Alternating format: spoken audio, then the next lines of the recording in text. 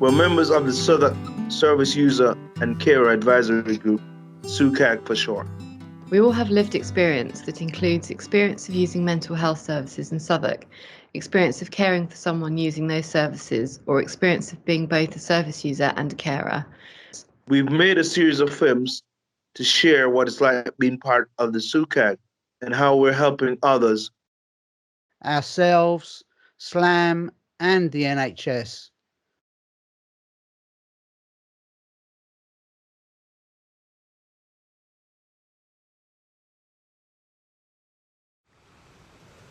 Hi, I'm Graham. Enjoying the lockdown in the far north of Scotland. I'm enjoying the beautiful Dornet Beach, which you can see. This reflects the calmness of my mood right now.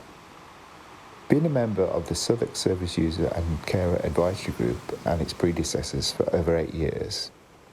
During that time, I've done a variety of service user involvement work, including facilitating service user forums, being on recruitment panels for senior staff, teaching about service user involvement and recovery at the Institute of Psychiatry at King's, being part of selection panels of new trainee clinical psychologists on 3 different university courses. I'm currently mentoring 2 trainee clinical psychologists on placement within SLAM for the last 6 months. Being part of the advisory group has helped reduce my self-isolation, increase my self-confidence, allowed me to share my experiences and to learn from others. It has certainly helped to support and sustain my recovery from severe cyclical depression.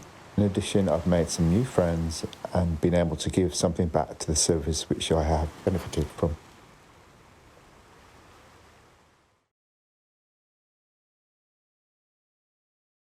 My name is Ana, I'm from Brazil and I love to live in London.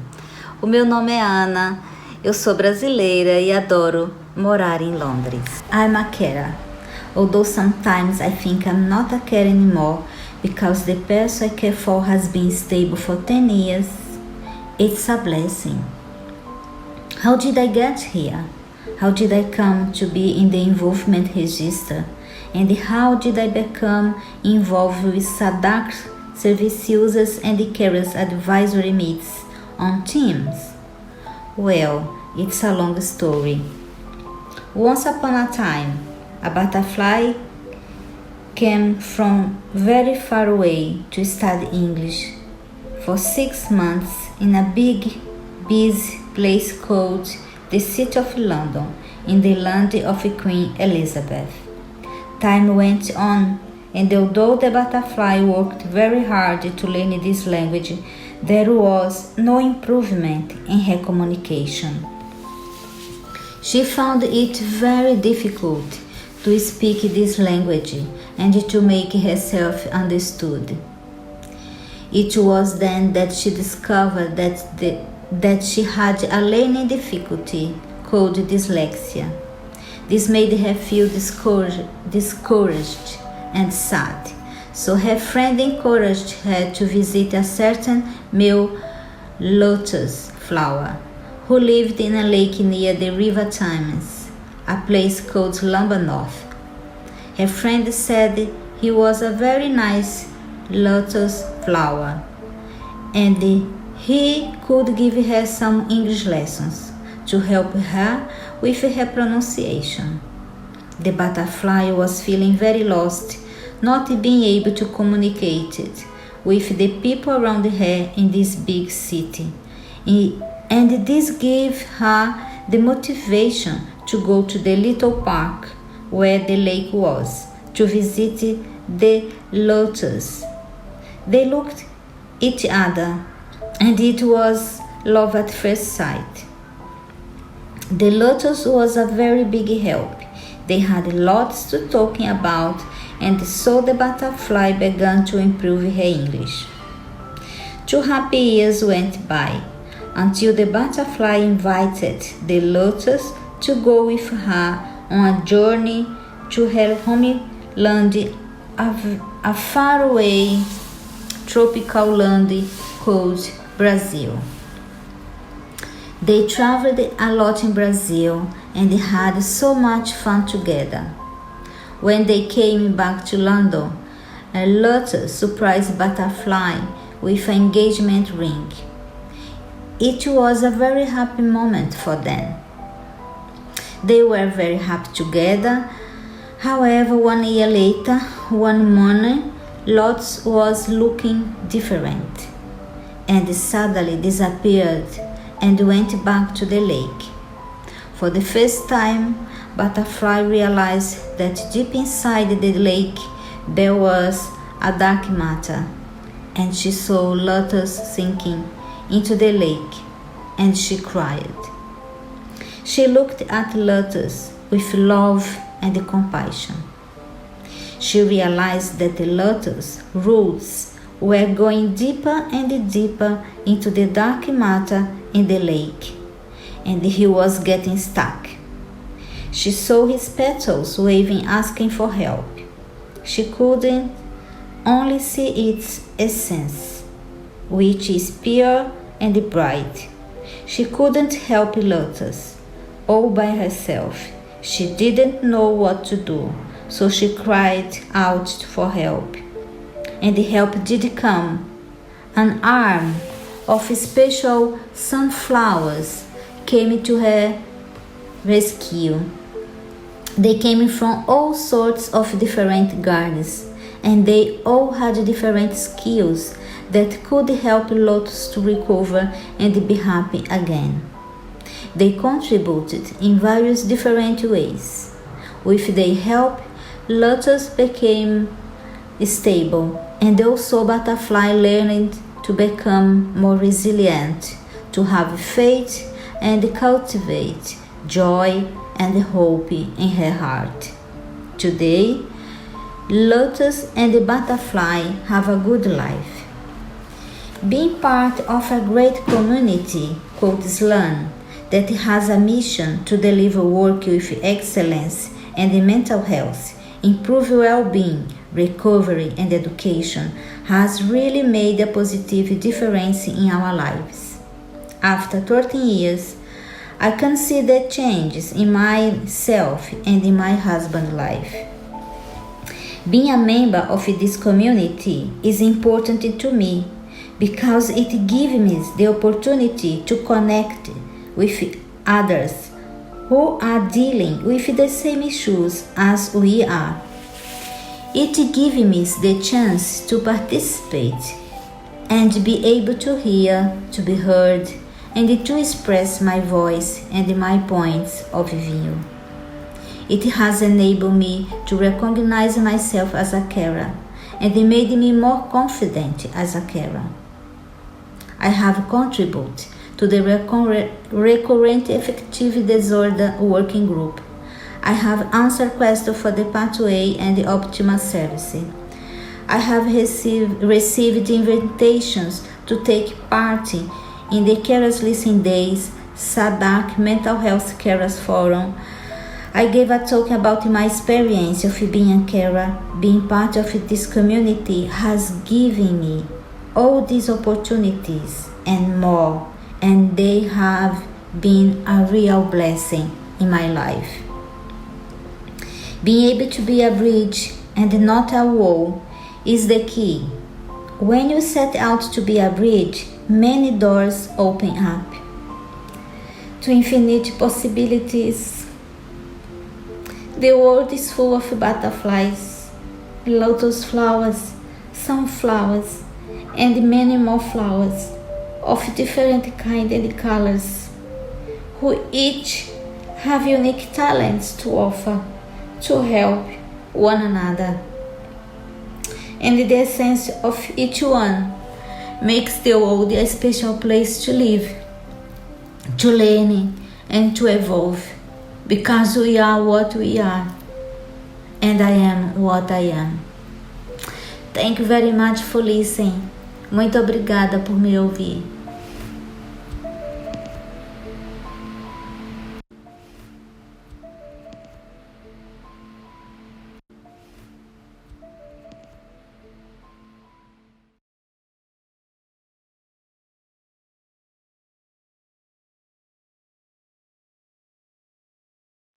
I don't remember. exactly at what point I stopped remembering. This was not a conscious act, an active thing to do, as in to forget. I just didn't remember what the time was, for example, or that 3 a.m. is not an appropriate time to set off for work. Not remembering was an inconvenience, still is. And the trouble is, I'm always slightly anxious about the fact that I may not have remembered everything I should have, even though I might have done. But who knows? So I started to write lists, many lists, of things to do, to buy, to remember. This was all very well until I started to not remember where I put the lists and found it very hard to remember that I had one in the first place. But then I started to participate, to share, to anticipate the meetings I could muster and the voices that would dare, bringing guidelines and structure and glimmers in the darkness, and I remembered. Not all things, but others. First lists discarded, replaced by those that resonate with clarity and care. Now I remember. I was one of them in the first place. I remember.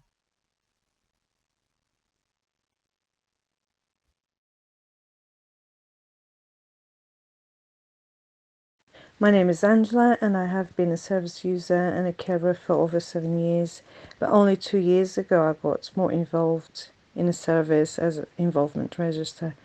Being a member of SUCAG for me was being more involved in a service, also finding out other service in SLAM. There's so many opportunities we can get involved according what we're able to do and what we wanted to achieve.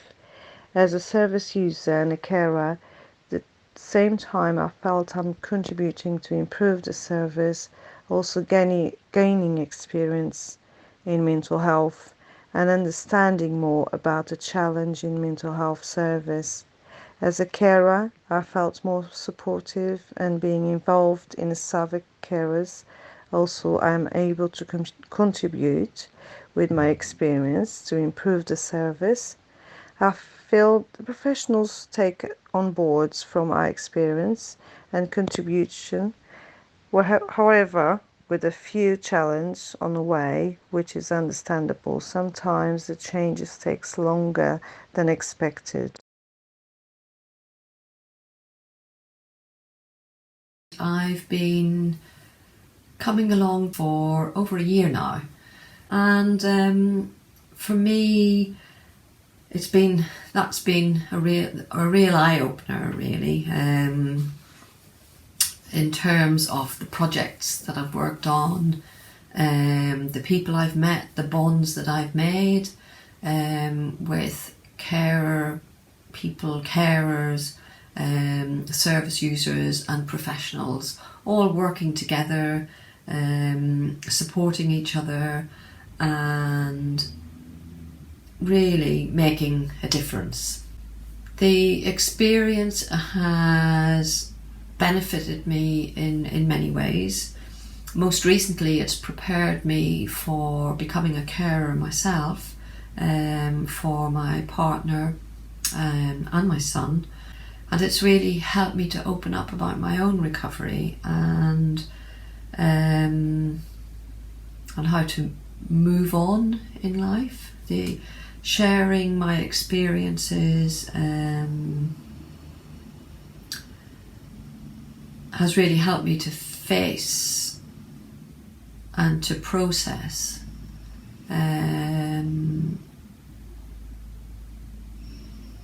parts of my history that I don't think I would have otherwise been able to do, even in 10 years of psychotherapy. I've done project work around staff focus groups, co-facilitating those for HR. I've worked on training. I've been able to contribute to work around involuntary admissions from the point of view of my own lived experience, and I found that a truly empowering in a way that I can't imagine otherwise being able to do. Finding context for understanding in a very real and three-dimensional way, working with carers, that work that I'm unable to do with my family, I've been able to do with carers who've been or relating to me in a substitute way. I don't know if that makes sense, but it has been a very powerful and useful experience for me in terms of recovery and moving on. There's a kind of a sense of belonging, which is very strong, and the bonds that are built through working together, through this sort of partnership, they develop very quickly. I think that's something to do with a shared understanding and a shared experience, and a will to put that experience to use and to help other people.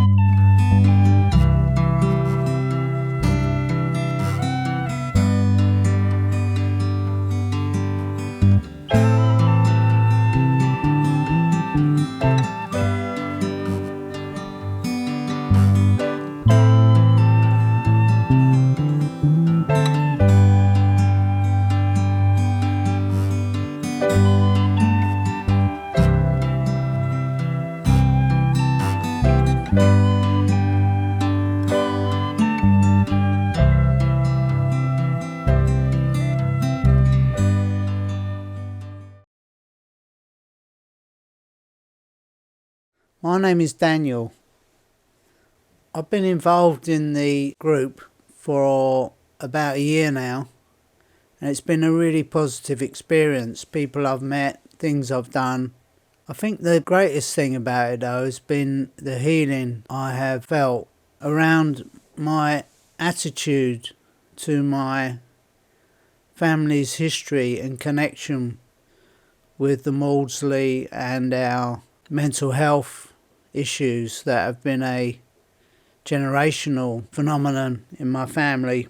My gran, my mother and my dad, my sister, my brother and myself have all had mental health issues, and most likely other relations that I don't know about have had mental health issues to deal with in their life.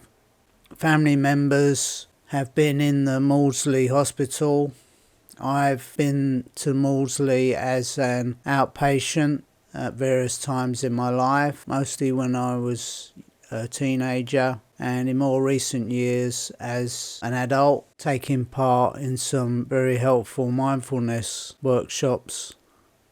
When I was young, visiting my mum or my gran, my sister, my brother here at the Maudsley used to fill me with dread and fear and I would come away very sad, lonely, dispirited, and I guess traumatised to a certain extent. Through being involved in the group, as I approach the Maudsley walking up the hill, I don't have those difficult feelings. I walk up the hill and I have hope, some excitement and courage in my heart, and I walk away from the activities I've been involved with in the group. I walk away with hope and love, and a sense that out of all the years of struggle for myself and my family, visiting the Maudsley Hospital is now a positive experience, and I'm helping myself, my family, other people and professionals, and I'm helping the NHS.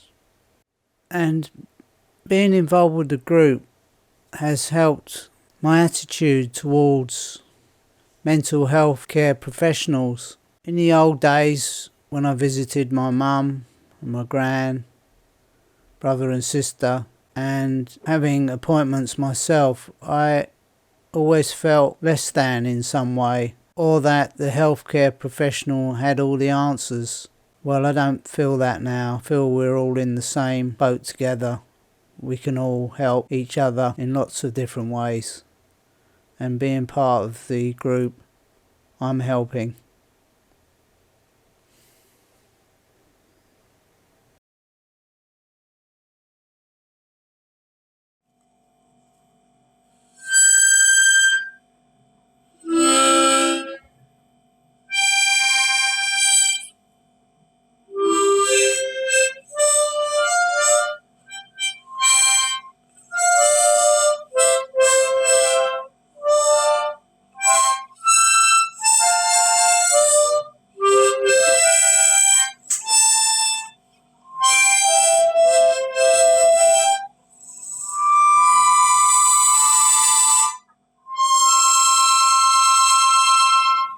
My journey on being a carer has been very demanding in the beginning.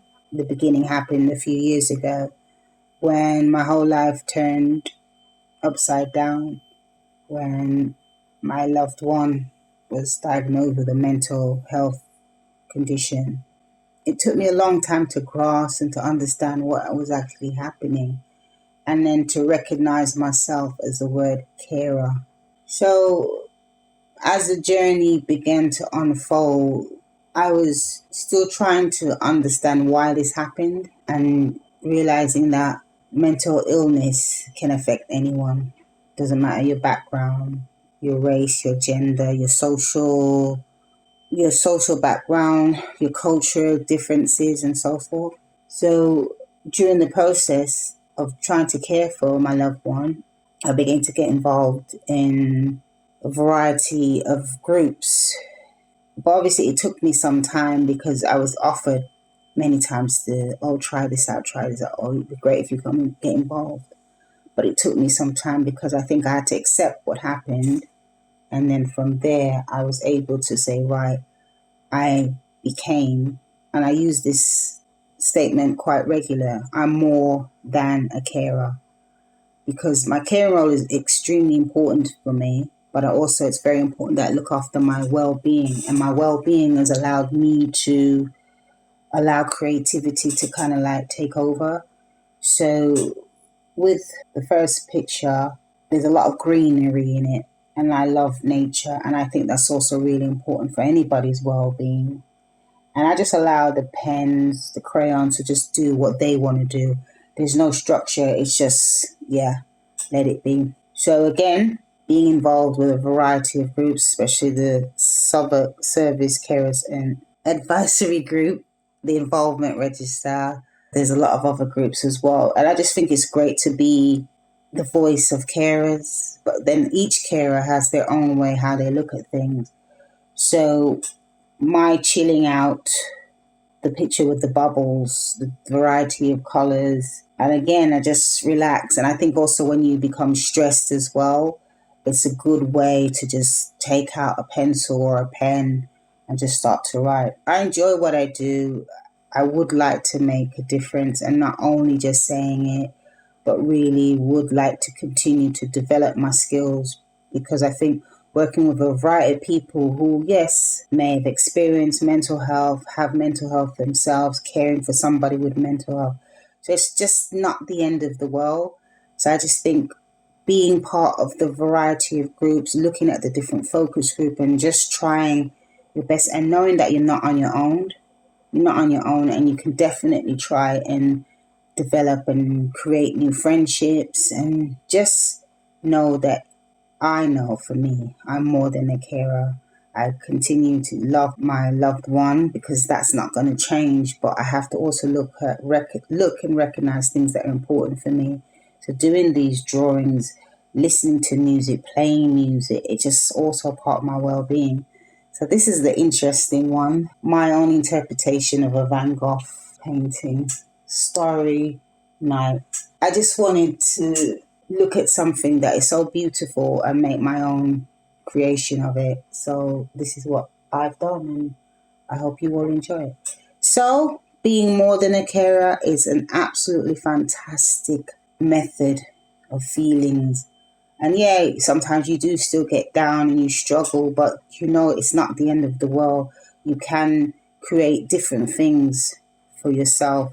And also by you maintaining your well-being as best as possible, I believe that also helps your loved one, because they can see that you are still getting on with your life, and they can see that you still love them and you appreciate them, and the support from the healthcare professionals as well.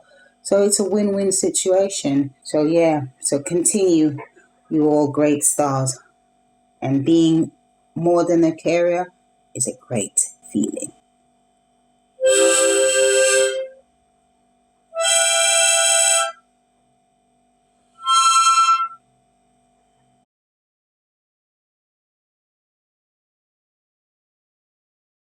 Go ahead when you're ready. Okay, so one thing I like about the SUCAG, as I said, is the fact that it brings out the best in me in some ways. So we have a saying at Jamaicanism called "One are dead, Nakali Duppy." In other words, if you're not dead, you're not a ghost. So never underestimate the resilience, the bounce back ability of someone, even though they're at their lowest ebb, even though they may appear vulnerable and weak and helpless. They're still a person, and they can still find it within themselves to bounce back. So one are dead, Nakali Duppy. So really, that's what I like about the SUCAB, because it brings out qualities in me which allow me to be my best. Another thing which I like about the SUCAG is that I can make a difference just being myself, talking about my experiences, talking about the tactics I use to overcome my problems, overcome loneliness, boredom, isolation, sort of things like that. Um, have a focus in life, have something to do, have something positive to do, have something where I can make a difference, or a raison d'etre, a reason for waking up in the morning. So, yeah, um, it's giving me purpose. It's giving me purpose. It's giving me something to shape my future with. And I'm very grateful for the opportunity to be able to make a difference. Fantastic. Can I ask you a couple of questions about it? Yes. So, first question was, how did you get to the SUCAG group? How did your involvement start? So I got to the SUCAG through volunteering initially. I was a volunteer at SLAM first. Then I became part of the involvement register after a few years, and then volunteering, and then I joined the involvement register. And then it just so happens that one of the first groups I joined was the psychosis CAG group, clinical advisory group, back in about 2-3 years ago. But there was a different structure then. So that ended and it morphed into SUCAG. So that's how I was drafted into SUCAG, because I had come from the psychosis advisory group. So what kind of projects have you been involved in, and what has that entailed? So the projects I've been involved in have been quality improvement, for example, where we talk about how best to use service users to help improve or shape services in SLAM. So, oftentimes that involves, going onto the wards or asking questions of staff and service users, so we can develop best practice. What else? We help organize and shape services in that, we want to be responsive for the carers as well as service users. So we try to meet their needs as best we can by, of course, asking questions, doing surveys, finding out what service users want, really. And do you know what has changed because of your involvement in these projects? Any outcomes from those? Not directly, but I know it's made a difference because one of the things which I know has made a difference is that more service users are benefiting from our input, and staff are being enlightened. And every time I get feedback as to how staff, when I speak or when we interface with the staff, every time I get feedback from them, it's always been positive. It's always been overwhelmingly beneficial for them and for us. So we learn from each other. That's fantastic. And just to round things up, a couple of things in one question. What are the highlights? You've sort of covered some of those. What are the highlights and what are the challenges of being in the SUCAG for you? So highlights and challenges. So the highlights would include, seeing the feedback from the staff. As I said, they when we make our contribution, they appreciate that we're really making a difference in how they see service users and how they see our roles. Because we as usually they see us as victims and not empowered people. So so that's a major difference, and I feel proud to be part of that. So that's one highlight. I like the fact that I'm making a difference. That's another thing. That's another highlight. The challenges I'd say are, is that there are thousands of staff on the SLAM register. Can we reach to every single one of them? Can we help influence them? I don't know, but I think we can try, and I hope we can.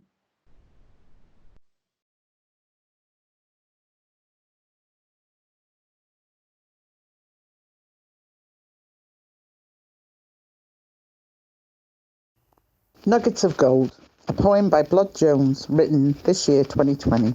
There's a lot to be said for being a Southwark SUCAG member. First and foremost, our amazing PPI lead, Alice Glover. There's also our lovely director, Joe Kent, whose desire to improve services is truly meant. We're an eclectic mix of carers, service users, experts by experience and staff. Believe it or not, there's the odd occasion when we have a laugh. We get together once a month to discuss ways we can improve overall provision. We're free to share our achievements, failures, concerns, skills, experiences and vision. From bottom to top, we're all so much more than our label. Having said that, It isn't always sweetness and light when we're out there doing our thing. There's still a lot of unconscious bias, and some people who are patronising. It's irritating when we aren't taken seriously by professionals who should know better. There are those who follow guidelines to the letter. We try to think outside the box of what's become the norm, so that mental health provision we can help to transform. There's a lot more things that we could say, but that would mean taking up a chunk of your day. Instead, we would like to suggest having a chat with Alice, who knows her stuff, and then decide if you'd like to join us. Is that fair enough?